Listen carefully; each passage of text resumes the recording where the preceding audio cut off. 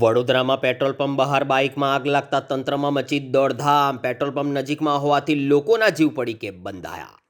વડોદરા શહેરમાં આજે સરદાર એસ્ટેટ પાસેના એક પેટ્રોલ પંપ બહાર બાઇકમાં અચાનક ભીષણ આગ લાગતા તંત્રમાં દોડધામ મચી ગઈ હતી. મોટરસાઇકલ સવાર પેટ્રોલ ભરાવી પેટ્રોલ પંપથી જરાક જ બહાર નીકળ્યો અને અચાનક તેની બાઇક આગની લપેટમાં આવી ગઈ હતી. ફાયર બ્રિગેડના જવાનોને જાણ કરવામાં આવતા લાશ્કરો તાત્કાલિક ઘટના સ્થળે દોડી આવ્યા હતા અને પાણીનો મારો ચલાવી આગ ઉપર કાબૂ મેળવી લીધો હતો. આગ લાગતા જ મોટરસાઇકલ સંપૂર્ણ બળીને ખાખ થઈ ગઈ હતી. જો કે એક તબક્કે પેટ્રોલ પંપ નજીકમાં હોવાથી લોકોના જીવ પડીકે બંધાયા હતા. અત્રે મહત્વની બાબત એ છે કે વડોદરા શહેરમાં પણ પેટ્રોલના અભાવની અફવાઓ વચ્ચે વાહન ચાલકોમાં તણાવ વધ્યો છે, જેનું સૌથી ખરાબ પરિણામ વિવિધ પેટ્રોલ પંપ પર જોવા મળી રહ્યું છે. લાંબી કતારોમાં ઉભેલા વાહન ચાલકો વચ્ચે પણ બોલાચાલી વધતા મામલો હાથાપાઈ સુધી પહોંચી જઈ રહ્યો છે.